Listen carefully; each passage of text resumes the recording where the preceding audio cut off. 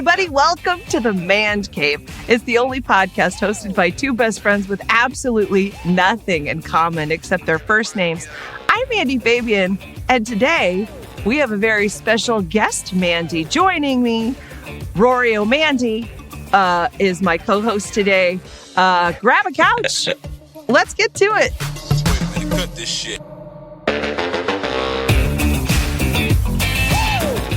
You know why I'm so excited? Aside from the fact that you're very handsome and fun to look at, which is a big, I'm sorry, I harassed you like 10 seconds into the podcast and I apologize. But listeners, honestly, if you could see the handsome, glowing Broadway.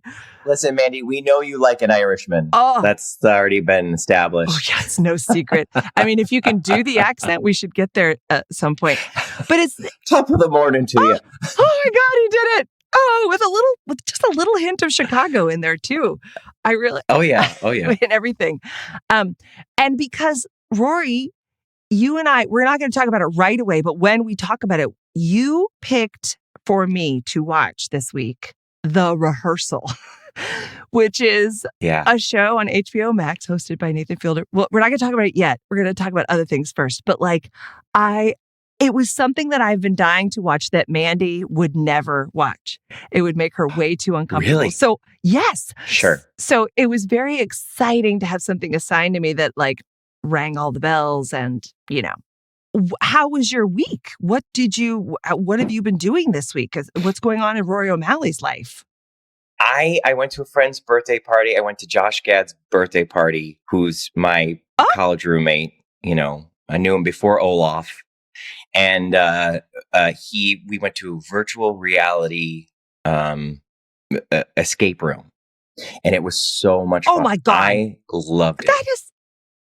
I was very scared. At first, they said it was going to be really scary, and I don't like haunted houses or anything, but it wasn't scary like things are jumping out at you. It was just like a lot of like blood and bones, and it was like walking through a nightmare, but it was enjoyable.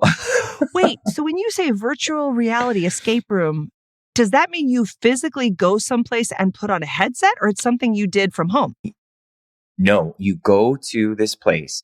Everyone is in their own little pod, in their own little cube, and you put on a headset, and you, as a team of 6 people, walk through this virtual reality world, and you have like little clues and things that you have to do. And we had to save this girl from being sacrificed by the occult. We didn't do it. I'm so sad to say. It was not easy. But apparently we still won. Like, I don't understand. They were like, yeah, she died, but you guys won. So congratulations, you lived. I was like, this feels terrible. It doesn't feel like winning if she died. No, it's a little... first, I had no idea that women were dying for escape rooms all over the country. Yes. That's alarming. But you're right. It's a very different kind of escape room. Wow. You know, I love escape rooms. I do them for my birthday.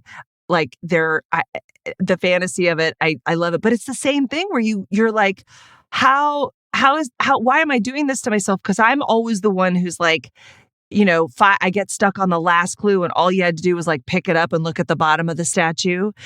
Right. You know, and I'm trying to like figure out like, are we supposed to read the statue's mind? Is there some sort of cryptic? Yeah. Are we reading the lines of the fabric? Is it making a word? And really you're just supposed to pick it up and look at the bottom. So, wow. So you can relate to the other players and stuff in virtual blah, blah, blah? Yeah, you talk to each other just like we're talking to each other now, and you see them in the world with their name above their head. So it really kind of, you know, I loved it. I think some of the guys were annoyed with it. Like it's, you know, like they wanted to be in a real physical world where they're picking the statue up and they're picking up the clues. But I thought it was so cool. It's very theatrical. So of course I loved it. Like, you know, the demon is in your face and screaming, and it wasn't as scary as I thought it was going to be. Wow, that is a super fun, cool weekend. Maybe they gave him a win because it was his birthday. You know what I mean? Maybe. Yeah. Yeah, I think that's what it was. And he really helped us way more than a regular escape room. You know, you're like, press this button if you need a clue. The guy was like, oh, yeah, hey, go over to that wall. Look at that wall. That's pretty interesting. When you want to push on that wall and see if it opens. So, you know, I don't know. This girl, she didn't have a chance. She was going to be sacrificed no matter what. But at least we got out before the temple exploded. That was how we won. Oh my God, that's great. And you said you've done escape rooms before. So do you feel like you're particularly good at them, or are you like, oh no, I'm just eye candy?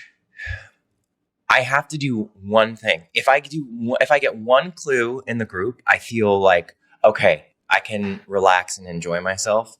But any kind of team sport, anything where there's a team, all I care about is if I'm going to disappoint everyone and let the group down. I don't care about winning. I've never cared about winning anything. That's why I'm terrible at sports, because I don't want to win. I just don't want to let anyone down. And that's not really a winning philosophy. So, you know, I was really happy this weekend because one of the guys who does a lot of escape rooms was like, yeah, bro, I'd definitely pick you to be in my team next time. You were really good. And I was like, really? Like all these straight guys, I like started crying. Oh, yeah, no, that's a win. I'm getting choked up just hearing about that. That's amazing. Yeah. I found a sword and I put the sword in something and it opened a door, and like, you know, we'd all be dead if it wasn't for me. Holy shit. You did the, I can't think of, what's the name of the legend of the guy that pulls the sword from the stone? What is it? Oh, King Arthur? The sword in the stone. King Arthur. Yeah. Sword in the stone. It was kind of like that, but you know, I'm seeing. I didn't become a king. Well, you kind of did though. I mean, you've been a king. I'm just saying. Hey, been there, done that. Right? Oh my God. I love escape rooms and puzzles and stuff like that. I mean, I don't know that I'm very good at them, but I will say on one of Patrick's and my first dates, a mutual friend of ours had a birthday, Marco Panette. You know Marco, right? Oh, yes. Yeah, of course. So, and I had never met Marco and Steve, and it was Marco's birthday, and he was having a Stephen Sondheim themed scavenger hunt all over the city of Los Angeles. And God bless it was such a wonderful way to meet all those people too, because of course, you know, you're like, hi, I'm the new girl, you know, maybe I'll last, who knows? But it didn't even matter. There was that we had to solve the puzzles and we had to drive all over the city like mad people. And there was this one part where they actually had, in a park, they had a guy dressed like the president up and with 2 Secret Service agents up in this field. And you had to go and like assassinate the president or save the president. I can't remember which one it was. But well, it was having to do with Assassins, the musical, I'm sure. Yes, exactly. See, you would have been, the whole first thing was like sharks versus jets in a park. I mean, it was incredible. It was the most fun birthday party. I wish I had a time machine and you could travel back and do it with me, because it was... I would die to do that. So much fun. But I was like, you know, I mean, I don't know any of these people. I'm dressed in white linen pants because it's so hot. And I am belly crawling, like elbow crawling through the woods to try to get to this president.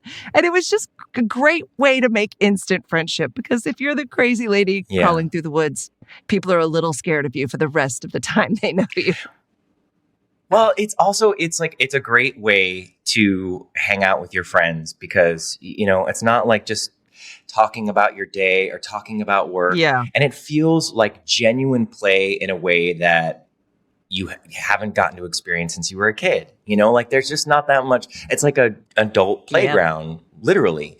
So it's so fun, and I loved it. I was really glad I got to do it, and I think we're gonna do more. So maybe you and I should do one in the future. Yes, we'll get the cast of the movie. Oh, sorry, did I mention the movie? Oh, well, you know, this little thing. I think it's. I mean, Rory, we've talked about this. I think it's maybe your favorite project of anything you've ever done, right? Like, without a doubt. Nothing comes close. Hey, I have a weird question, though. I do want to go back. Oh, it's Jess Plus None, by the way, guys. It's premiering at the BFI Festival, BFI Flair in London in March. So if you're in London, the Saturday night, March 25th show is sold out. But if you're there Wednesday, March 22nd, and you want to come see Jess Plus None with Rory O'Malley, written and directed by me, come on over. We would love to see you. Please come. I hope you can see it. And Mandy, let me just say, I'm so proud of you. This entire cast, everyone involved is so thrilled that this is happening and that it's going to be premiering there. And it's a huge accomplishment. You are extraordinary. You are an amazing writer, phenomenal director, and it truly was one of the greatest experiences I've ever had professionally. We joke about it because because the lead actress in it, Abby Miller, was kind of like, this is the most fun I've ever had, or this is the best project I've ever been a part of. Don't you think it is the same for you, Rory? And I went, uh-huh. And it was just because I've been in plays for 5 years of my life. It felt like I have to throw people under the bus, like family members. But this truly was a phenomenal experience. I had the best time, and we became a family. And you can't say that about a lot of projects that, you walk away from it wishing that you just had more and more time with that group of people. It was a once in a lifetime experience, and it's all because of you. And you are wonderful. You're not just a wonderful artist, you're a wonderful leader. You really made it an amazing experience for everybody, and we're all proud to be a part of it, and proud of you, and very excited for the premiere. Oh my God. I just want to be very clear to everyone who's listening. This is not a paid promotion. I don't even have Rory's Venmo. I think I barely paid you anything for the movie because it was a low budget movie. I mean, thank you. I so appreciate that. Thank you. But it was really, we all got to go camping, it was right after COVID. Yeah. None of us had even been in the same room with people for a long time. And then we formed these instant friendships. It was really, really fun. Yeah. Thank you. We were teasing you because you've done, global sensations of musicals, like the top 2 most amazing musicals of all time you have been a part of. And so thank you. That's very sweet of you. But I do have a question. You and Josh were college roommates, and then were you in Book of Mormon at the same time, right? Was that because was that a weird coincidence that you guys ended up in that, or yes. Oh my God. 100% coincidence. I mean, the only thing that I can say is that we were also in another Broadway show together at the same times. Spelling Bee, the 25th annual Putnam County Spelling Bee. We were replacements later on in the run after that opened. And so we were kind of in the same group of actors in New York at that time. And so when they started putting together readings of this new musical about Mormons, we were kind of in that same pool. But when I showed up the first time, they were reading this out loud, and it was top secret. They didn't even say what it was about. All I knew was that it was I was playing a Mormon. And so when Josh was there, I was like, "What are you doing here?" I know why I'm here. Pasty white O'Malley, but what are you doing here? And he was, I don't know. It was it was top secret. We didn't know. And so we worked on it for about 3 years of readings and workshops, and the musical got bigger and bigger, and more material was written. And it was a total coincidence, really. So we've really been joined at the hip. And then when I did the next musical on Broadway, Hamilton, it was with my other college friend, Leslie Odom Jr. So I literally have never been, I've been in 3 Broadway shows, and I've had a classmate from my college in all 3. I don't like to stray far from my friends. Okay, where did you go to college? At Carnegie Mellon in Pittsburgh. Nice. But it's really just Josh and Leslie. Wow, I love that. Hey, wait. Carnegie Mellon, is that I don't know. Were you in a musical theater program, or is it acting program, or what was it, both? I was. It is more of, it's there's 2 divisions of it. There's an acting program, and then there's a musical theater portion of it for some of the actors. So Josh wasn't in that, but I was in it with Leslie. So we just had to take voice lessons and dancing on top of all the acting classes. But yeah, it was great. It was a good education. It was really hard, but good. And where did you learn your comedy chops? I know you're naturally funny. Your mom is very funny, right? Doesn't your mom have a great sense of humor? Yeah. She does. So, yeah. So obviously, Yeah, I mean, that, I think it was from my family, but yeah, from my mom and her. She has this group of friends called the Weekend Warriors. There's a bunch of Irish working class folks in Cleveland, and what they do is just like get together every weekend and tell stories and make each other laugh. So I always say, like, I'm the most quiet person in my family. I'm kind of like the wallflower when everybody gets together, because they're huge personalities. They're so funny. And I certainly learned a lot from them. And I also learned a lot from the Troubadour Theater Company when I first moved to Los Angeles right out of school. And I worked for them. They do a lot of Shakespeare shows with music in them. And they're all clowns. Yes. And it was like another version of clowning that I got to learn. And I give a lot of credit to that theater company, Matt Walker and Beth Kennedy and a great group of people, for kind of just like getting me out of my conservatory, this is how you act on a stage mindset, and just remembering to have fun and to get an audience to play. And so I did that right out of college, and it gave me a lot. So when you went and did training, when you did Book of Mormon, when you went back and did Book of Mormon, then were you already living in Los Angeles and you went back to New York for it? Yes, I moved to Los Angeles first because nobody wanted to work with me in New York, and nobody really wanted to work with me in Los Angeles except for one manager, and she would have signed like a paperclip if she could. Like, she wanted to work with me, and so I just started working with her and learning what LA was like. And then I kept thinking, I really should go to New York.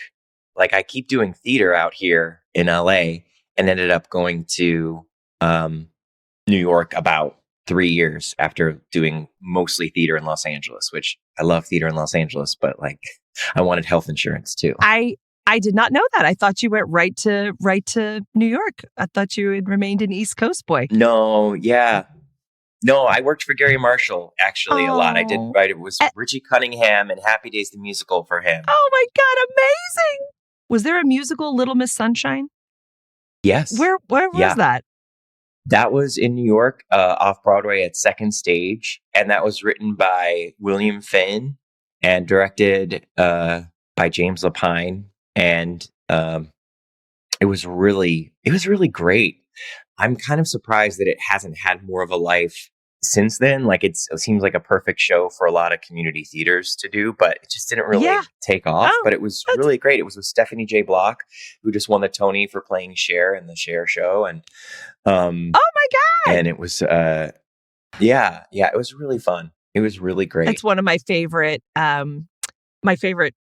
movies. So I had no idea, actually, because I haven't, I haven't been so super up on New York theater. But I didn't know that they had made it into a musical. So that was really fun. I just got really distracted because I forgot to turn off my Bluetooth on my phone. And so, excuse me, during your story, I got a phone call and it was beeping in my ear. So I really apologize. I didn't hear it at all. That's good. I didn't know if all of a sudden, like, everyone was getting the inside scoop on how busy my social life really is.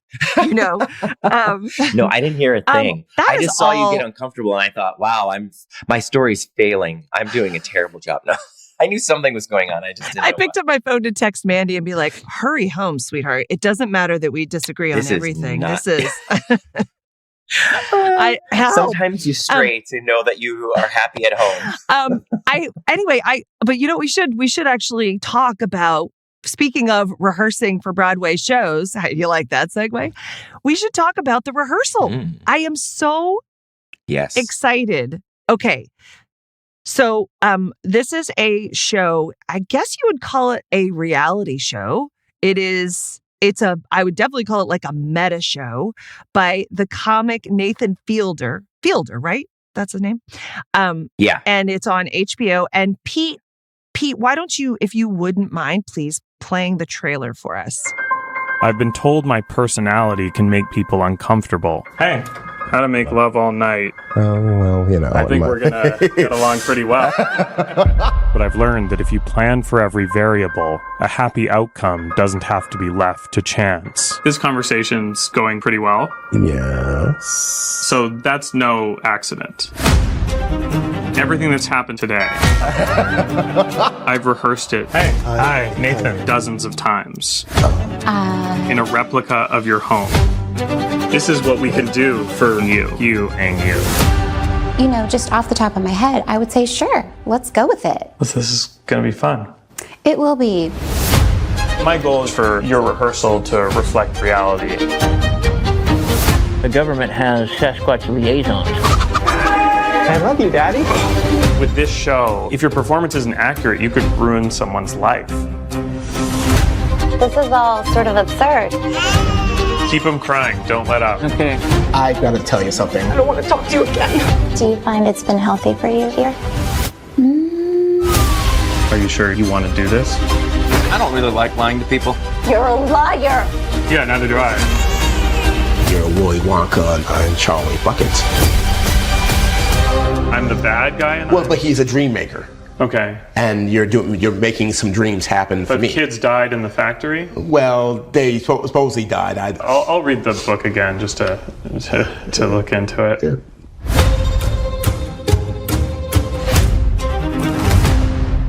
This show was a weird little discovery. I love shows like this because we were at a party and somebody was like, have you seen the rehearsal? Have you seen the rehearsal? And we'd heard it from enough people that we're like, we got to get in on this. So, oh my God. Yeah.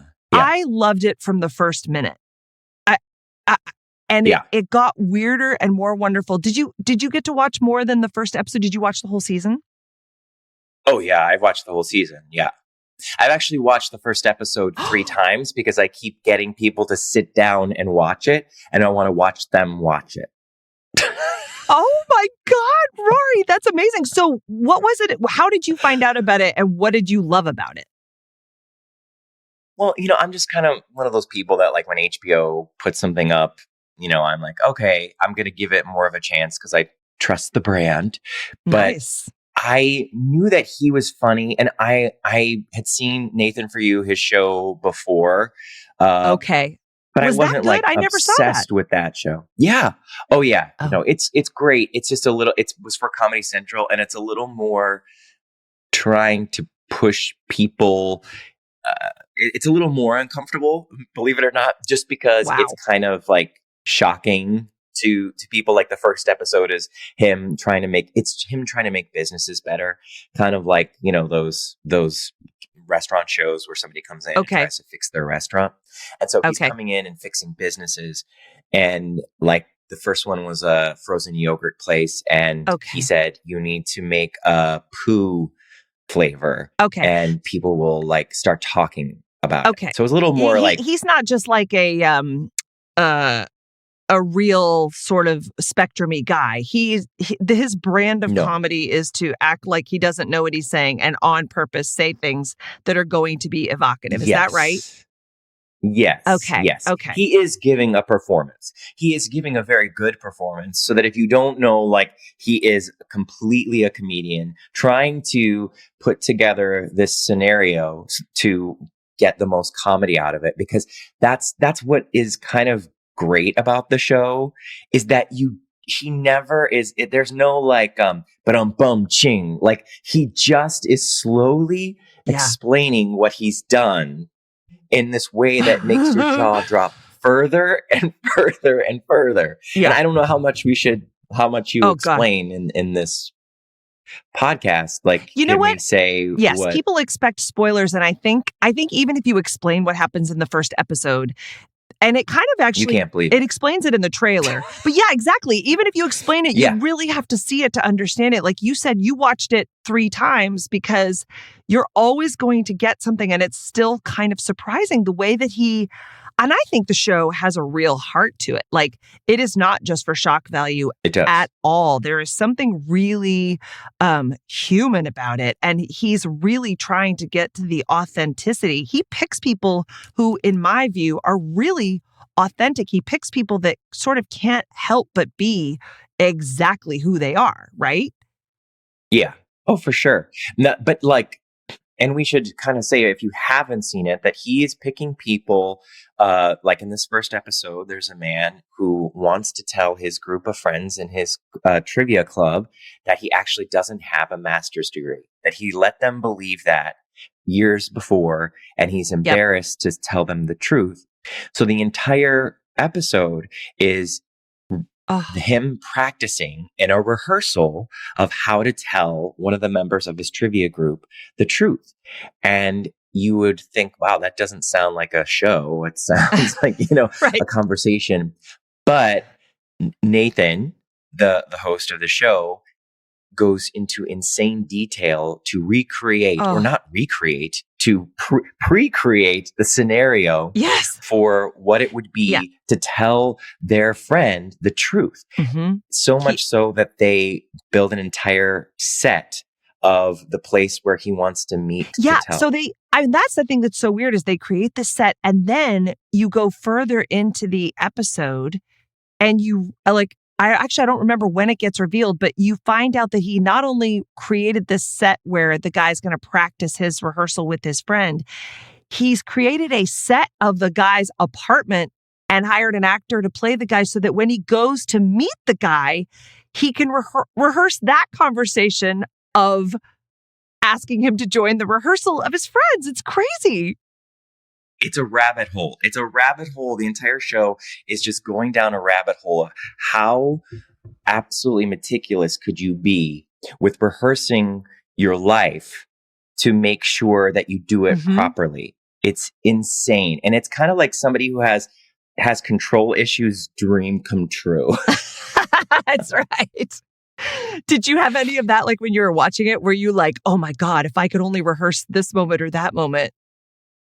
As a stage actor, especially, you rehearse so much, you take so much time to get a scene right. So I love that feeling when you get into the flow of like how a scene goes. It's so different from TV or film, where it's like, you do it 3 times and, you want it to be spontaneous, where I've done plays thousands of times. I did the Book of Mormon 800 times. I did Hamilton 1,000 times.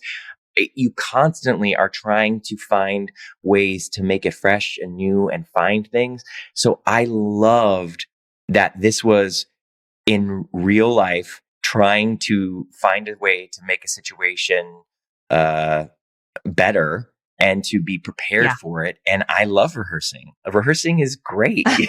Maybe I do have some control issues. It was such an interesting thing because, honestly, and Mandy, we talked about the show a little bit, and her takeaway initially was that for her, she thought that he was making fun of these people. And he, as a comedian, he does say things. He pushes the envelope a little bit. He picks up the guy's book and says like, oh, how to make love to a woman all night. Like there are things you go like, if you hadn't said that, maybe that wouldn't have been shocking or embarrassing. But I don't think he has any malice. Like what I love about his efforts is, he's trying to get people to just get to the truth of their situation, to kind of get past their own fears and insecurities. So he goes kind of right into that and helps people try out different scenarios so they can sort of have all of their fears, insecurities, doubts, and disappointments before they ever get to the conversation. So they're prepared for anything that comes. And to me, I'm like, well, that's just genius, because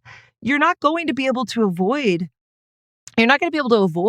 what is going to happen, but sort of being prepared for what can happen is just, it's beautiful. Like, and I thought that these people actually had breakthroughs, like beautiful kind of human breakthroughs, for at least the first 2 episodes, right? Yes, absolutely. And it's funny, but it's also like, it's just beautiful how I wasn't even sure that could happen. Both times in the first episode and then in the second episode, there's another guy who has to talk to his brother about how he's handling the will, right? The estate of their, is it their, I can't remember if it's his father or mother or their parents died or grandfather. Okay. And the brothers I think it's the grandfather. Yeah. Yeah. And the brother's being a little funky about it, or at least that's the guy's perception. And all he wants to do is have an honest conversation about how Well, at first he thinks he's having a conversation about the will and the money. And as they go through this rehearsal multiple times, this guy has a total breakthrough of like, I love you. You're my brother. I don't want to lose you. Like, this is dumb. Can't we just be fair? Can't we just be brothers and love each other? It's gorgeous. And he says all these things that he never would have said. It would have taken him rehearsing it 100 times to get to that point where he would be that open and that vulnerable. And I Right. thought it was just exquisite. I agree. I totally agree. And I think that the thing is, and to be the devil's advocate, probably what the other Mandy would say right now, is it's very manipulative. It is very, very manipulative, because what you didn't say was that they set up a scenario, which is, it's such a like convoluted scenario to this guy who has lost his grandfather and is having trouble talking to his brother about getting the money because his brother thinks that his girlfriend is a gold digger. So he doesn't want to give him the money. So he wants to confront his brother. And the actor playing his brother in the rehearsal says, like, oh, you want to meet my grandfather. He needs help doing something. And so this guy thinks it's real and goes to help this grandfather and goes in the woods and digs up some gold. And the grandfather says like, oh, you're so great. I want to give you some of this gold one day because my grandson doesn't really deserve it or whatever. And he's like, oh, this guy's so nice. He's like, oh, thank you. Thanks. And then they say that the grandfather dies the next day. And they also made this guy wipe his ass. And I don't know, like, if you haven't watched this show, you're literally like, what are you talking about? What are you talking about? But that's like another level of manipulation that I can't even, Yeah, you're right. I can't believe actually happened. So the whole time you're watching, you're like, wait a minute, is this real? Am I watching something real? But you're right. This guy's reaction, what happens is he comes back to the rehearsal. They say that grandfather died. His reaction isn't really about his grandfather. It's about something that he thinks is real, that this person just died. Yeah. And that the actor says, and so it's basically an acting exercise. It's basically making a sense memory in real time. So it's like Nathan is basically the most manipulative acting teacher that ever existed. And it's like, no matter what happens, it's just about getting the performance. Well, he gets it from this guy. And you're right. It is a breakthrough. It's amazing. But it's also telling that the guy never calls Nathan again. He walks away from it and he just ghosts Nathan and doesn't do the confrontation with his actual brother. Maybe because he doesn't need to, maybe because he's actually practiced it. Yeah. But that's true. It's all for the art. It is all about like, it is beautiful that he has that breakthrough, but I think a lot of people would say it's totally unethical. Well, it is. But it's interesting.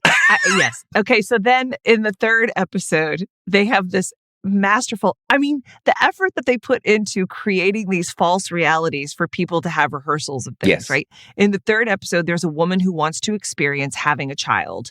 And, she doesn't have a partner. She is very born again Christian.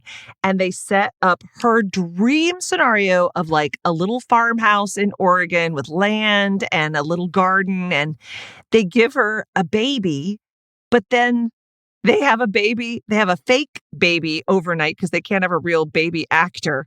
And they have kid actors come in and they have it go from a baby to like 12 years old in a short span of time by switching out. Like the kid will go in the room as a 3-year-old and come out as a 6-year-old. It's crazy. It's madness. It's total madness. And the whole time you're watching it, like, should we call the authorities? What am I watching? Is this okay? And they don't really, you feel reassured because they're like, slowly, revealing that these are different kids and that, they have a time limit. But the kids are so good because they're buying into it immediately. They're like playing as if this is mom and dad. But I love that one because as a parent and as a parent of a toddler, like you think, oh boy, I wish I could have at least had, that's basically just like babysitting. Like go babysit for somebody who has kids and you're going to get a good dose of what it is, but you're not going to do the overnight. You're not going to do the nitty gritty of like sleep deprivation for weeks at a time. And so I think that is very useful, but this woman, she really doesn't have any interest in in playing along, and she seems very bothered by the kids. I don't want to judge her based on this experience alone. I don't know her, but I don't know that having children is something that she really wants to do. Well, here's what I will say. I think I'm a pretty good mother. You're a wonderful mother. Thank you. Fishing for that one. No, but I will say before I had kids, I was not interested in other people's kids. Like I liked kids and I thought it was fun to play with them for a minute. But like when we went to a party, I would go to the whatever pet was at the party and Patrick would go to the children. And I liked playing with the kids, but like I had a friend who one time was like, hey, Sadie has a recital tomorrow. Do you want to go? And I was like, oh dear God, no. Like it came out of my mouth before I could I was like, why would I want to go to your children? Now I go to those recitals gladly. So I love watching kids. They bring me so much joy, but I think it's because I have kids and there's a nostalgia and I can appreciate it now. But of course. But yes, Mandy, of course. I totally understand what you're saying. And when it's your child, it feels so different. I think about that all the time because I liked being with kids, but I'm like, my God, the hours and hours that I've been playing with this train set with this kid, if it wasn't my child, I would literally be like, I got to get out of here. This is insane. This is driving me crazy if I have to watch one more episode of Bluey with this 4-year-old. So yes, that is love. That's a special bond.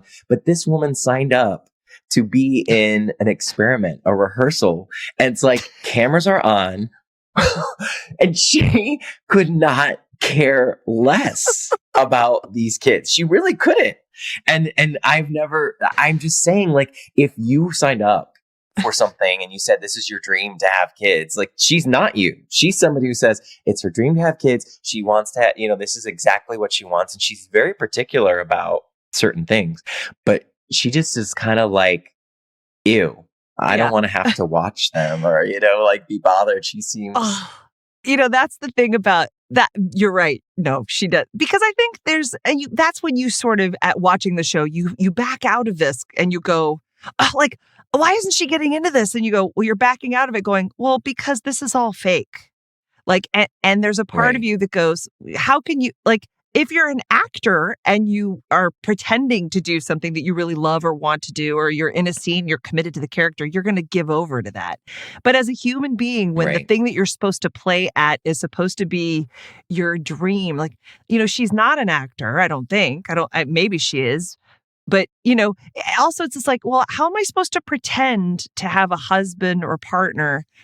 Because Nathan steps in and co-parents the kid with her. And it's, it's all, none of it is real. Like none of the things that would actually happen with your actual kid or an actual partner, they try to create those scenarios, but those things require they require something that's so intimate. How could you it's like you just can't. Yeah. I don't think you can achieve it. No, you can't. You can't. That's the thing. There's some things that you can't rehearse for, even when you have everything at your disposal to create it. And you just can't rehearse being a parent. Yeah. You can't. I can't now. Even in this house, I'm like, I have a 4-year-old. I can't rehearse for the 5-year-old that he's going to be next year because it changes so quickly. It's like, once you figure out a schedule or a way to do it and be a good parent, they change, they grow, and you have to like throw some things out and just kind of go with it. Yeah. It's like, I remember when we were making the movie, Jess Plus None. No, I'm kidding. When Jess we were Plus making None. the movie, I was like, oh my God, this is the most amazing thing I've ever done. And I hope I get to do it again. And this is the hardest thing I've ever done. And maybe I'll never have to do it again. Like, it was, both things were kind of true in that, like, see, everybody wants to make a movie, at least in this town. And, but the reality of making a movie is it is so hard and it is so vulnerable and there's so much work. So it's kind of, it's got a little bit of both. And I think of parenting is the same way, right? Where you're like, of course I want the dream of like, oh, I have my spouse and I have my child and like, oh, we're going to be a family. We're going to take pictures and like, wee. But the reality of that is like, oh my God, do you have to have the heat on at 78 degrees all the time? And like, you know, and like, who's going to go get the kid? Because I've made lunches 4 times this week. And, you know, it's a. Yeah. And no, it's so funny that you relate it to the business because I do that all the time. And my non-actor husband so appreciates that when I say that being a parent is like being an actor. He just thinks that's so lovely. No, but it's true in the sense that it's like if you tell people who are, I've talked to other actors who don't have kids who are thinking about it, and I go, it is just like your love for what you do, like your inspiration as an actor. Yes, it is so worth it. It is so wonderful, but it's so hard, right? Like everyone would say, this is so hard to do this, but I love it and I wouldn't do anything else. It is like that times a million because I've never done anything harder than being a parent. Never, ever, ever done anything harder than being a parent. But my God, when I put that kid to bed, and he says, you know, he loves me, and he doesn't say, I hate you, Daddy, go away. You know, when he says, I love you, when he wants to have a third book read to him, I realize like life does not get better than that. There's nothing that is ever going to come close to it, you know, of no professional accomplishment, nothing. And so, yeah, it's really fucking hard and it's really fucking worth it, you know, but you can't that's the only thing that really like, it's such a huge ask to rehearse that scenario. These things where it's like conversations that are difficult. Yeah, I loved those. The rehearsal of like a house of parenting for the first, 12 years, that doesn't really work out. And I don't know if you saw the last episode. I did. Yes. Yeah. That was rough. One of the kids just really got attached to Nathan as a dad because he didn't have a dad at home. And I grew up in a single mother household and really was like, this is a lot. Like I think you can watch this show and say, I don't think they should be doing this and be that you might be right. There's certain parts of it where I'm like, I don't know. I don't know if this is the right thing to be doing. I agree with that. It did towards the end. It got really cringy, but like as a show and as a sort of theatrical experiment and as a mind experiment, it's fascinating and well done because I could not stop watching it. Right, but you're right in terms of, and I hope that's why I was asking you about Nathan Fielder and whether he was like a comic who's trying to incite something or whether he's just genuinely kind of off. And the manipulation part, like, especially when he was, playing doctor with the kid and there was the poo and the farts and stuff. And I was like, did he put that? Like, there's things you go like, I feel like they're pushing this in a certain direction to get a response. And while that's comedy, right? Like that's what comedians have been doing for years. There was something I was like, oh God, that took a darker turn than I thought. Yeah. No, I think it's both things are true for him. I think that he is a very smart comedian who also is a little off for sure. I mean, you have to be pretty off to be a comedian in the first place, but also like to do this kind of comedy for sure. It's like, it's very experimental, right? And I think that sometimes it crosses the line and sometimes it doesn't. I have to say though, before we stop talking about it, my favorite episode is the one with the acting class to be actors in his show. And he has the one actor who's kind of like, I don't feel comfortable with this and I don't like it. And to kind of get in that guy's shoes and to remember, to kind of see what he's going through. He does a reenactment of the class on his own and pretends to be that guy. I mean, it's hard to even describe. Like, if you haven't watched the show, you're listening to me, you're like, what are you talking about? But the show is so meticulous in how far it will go to rehearse something. And I think that concept alone, it makes it brilliant. You know, sometimes it kind of crosses the line, I think. But I think that it's pretty brilliant. And, you know, in this world where we're watching so many things that are the same, you know, like here's another zombie show. I'm really appreciative that this is something that's very different and trying, even when it fails or crosses the line. Yeah, I agree 100%. By the way, there's a lot of reality shows that cross the line, and they always had the option to not include those cringy sort of mistakes that come from, you know, they actually had the option to not include that stuff, and they chose to. So there's an interesting sort of, I think these days it's always for this is true for individuals or for shows, like, look, especially with things that deal with real human experiences, it's like, it's not perfect. There's good and bad in things. Right. But I agree. As a concept, it's brilliant. Would you be interested in giving it manned jobs? Now, you know, 1 to 5, 5 being the top, how many manned jobs would you give the rehearsal? I would give the man job. I would give the rehearsal. Yeah, I would. Anyone who's Alfred. I would give it 3 3/4 man jobs. I honestly, it's weird because I've watched the first episode 3 times. Okay. I've made people, so like, I think it is brilliant in so many ways, but I wouldn't say that it's completely successful. Like, I think that the show itself, like you were saying, doesn't think that it's completely successful. It was showing its cracks and saying, like, we aren't. Yeah. It kind of goes into this place where it's like, I don't know if this is working. I don't know if we're doing, you know, a good job, or should we even be doing this? It kind of like says that, and that's what the show is. So I think that it is very, very intriguing and not always successful. I like that you gave quarter man jobs. We've never done that before. So I am going to give it 4 1/4 man job. It's great. It's a new trend. No, because I was so intrigued by it. Like, it was very cringy. And usually I'm not into cringy. I'm definitely not into reality. But for the artistic sort of metaverse that he creates of the rehearsal, and then the rehearsal of that rehearsal, and the rehearsal of that. But also, I love truth-telling in art. I love it. I know there's a lot of lying in this, so there's a lot of manipulation. But I feel like some of that manipulation gets to the truth of things that are uncomfortable truths. That you know, you could have scripted an uncomfortable truth like that. But to have it be sort of in this real setting, I thought, I'm always a fan of that. And so, cringy as it was, I give it 4 1/4. And these man jobs are very important. Like, right now, people all over the world are subscribing to HBO based on what we just said about our man jobs. So I know.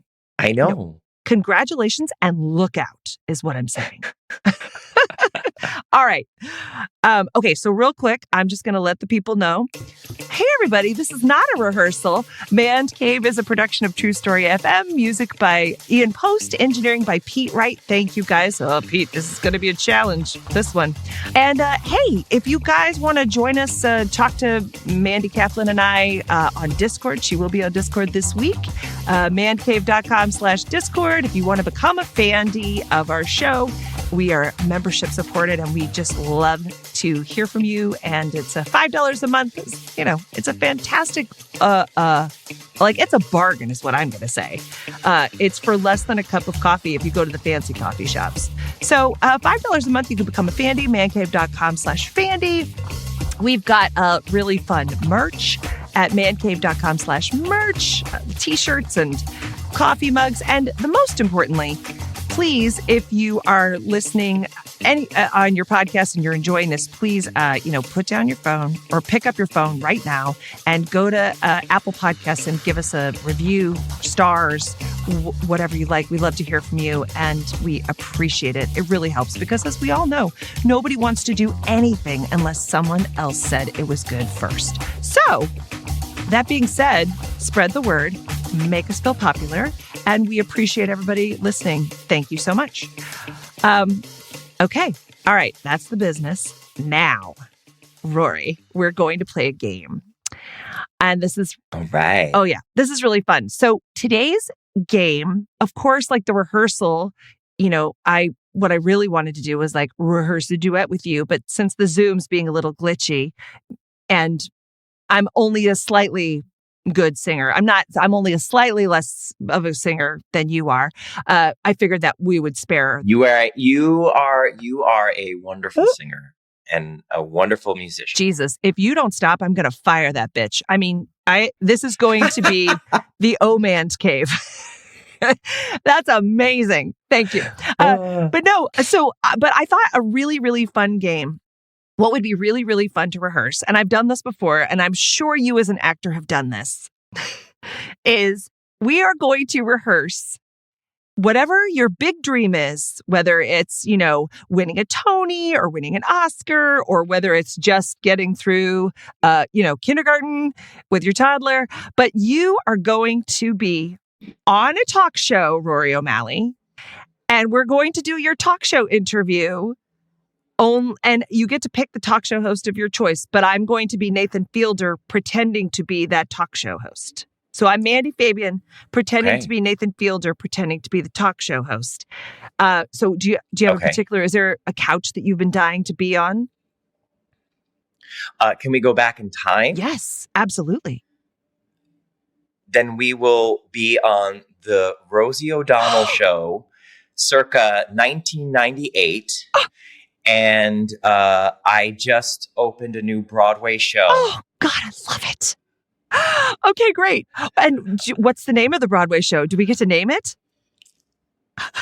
Let's call it When Irish Eyes Are Smiling. Oh, hell yes. That's what it would need to be called if I'm the lead, right? Oh, my God, I love it. Okay, so many things. First of all, did you know I was the voice of the Rosie O'Donnell show and I did all of her promos? Did you know that, Rory? What? This week on the Rosie O'Donnell show, flying squirrels and Mila Kunis. I swear to God, I did all of her promotions. So I've met Rosie. You can't hear it right now, but my jaw is on the ground. I love her so much. Huge fan. I know the show very well. This is going to go great. I don't even have to be Nathan Fielder. I love her. Actually, I love her so much because they had hired a man to do my job, and she said, no, thank you. I want to hear women. And so it was here I go into a story, but it was Mother's Day weekend. It was like 5:00 on a Friday. My mom was in town visiting and my agent was like, they're hearing people for the Rosie O'Donnell show. You don't have to go. It's not real. They have a guy. They're just doing this to satisfy Rosie, but they've already hired a guy. And she's like, but if you want to go, you can go. And I told my mom, I was like, I should go, right? And I go do the audition because it's nothing, because I'm not going to get it. And then it was down to me and another girl. And the other girl, Rosie was like, asked our names, and the other girl had done a movie with her. And Rosie's like, I didn't like her. Pick the other one. Oh, yes. My God. So I got to do her promotion for like, I don't remember how many years I did it. Probably 4. I did it 4 years or something. I know. Oh my God. Best job. You don't understand. I would race home from school to watch. I was obsessed. It truly was like a part of the formation of my dream, because I grew up in Cleveland. You didn't see Broadway people coming through, and there wasn't like a ton of access to it other than like the Macy's Thanksgiving Day parade, right? So Rosie was always having these New York people on, and it just felt like a party. It was my first like glimpse into that New York Broadway world. And my God, I love that show. Mandy, now I just want to talk about that for an hour. Next episode, we're just going to talk about the Rosie O'Donnell show. You know what? I kind of want to ditch the game too. I'm like, we've been I don't even know how to top that. But no, I'm going to. Let's just do a really quick. We'll do a quick, like, Okay. I'm going to be Rosie O'Donnell and you're Rory O'Malley. Okay. And we'll say, Okay. next up on the Rosie O'Donnell show, we have Mr. Rory O'Malley coming to join us, the star of Irish Eyes Are Smiling, a 10 Tony Award-winning sensation. Rory, why don't you come on the show and join us? Oh, thanks for having me, Rosie. I'm just, where else should I be promoting the show other than an O'Donnell and O'Malley together? It's oh wonderful, isn't it? You are oh wonderful. Yeah. Let me tell you something. I'm a huge fan. Now, you were also, you won the Tony for Best Actor. Oh, yeah. That was And great. your solo, Irish Eyes Are Smiling. And then also the sequel, Irish Eyes Are Still Smiling. My God, you're a sensation. I'm smiling so much in my eyes, they're exhausted. Now, isn't it true? You got married in a Broadway theater. Is that true? Oh, yeah. Yeah. Oh, my It's God. true. Can you tell me about that? I wish I was there, but I don't remember getting invited. So You were. We wanted you to officiate, Rosie. My God. You were busy. Yeah, no, we got married at the Edison Ballroom, which isn't a Broadway theater. It's in between a bunch of Broadway theaters. And we had the cast of the Book of Mormon perform on the stage of the ballroom.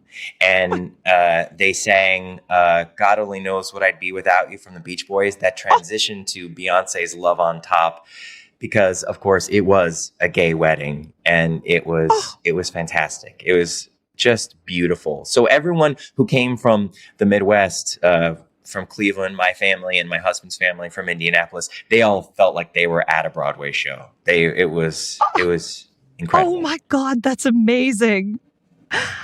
Does it ever bother you? I mean, do you think you're going to have any trouble with Gerald that you're, so famous now? Like, and is there anything that, has it changed you being a multi-Tony award-winning sensation?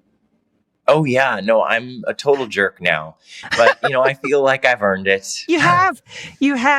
That's what we heard backstage. My producers all said, what a jerk. What a horrible person. Yeah. But that's what we have to do, Mm.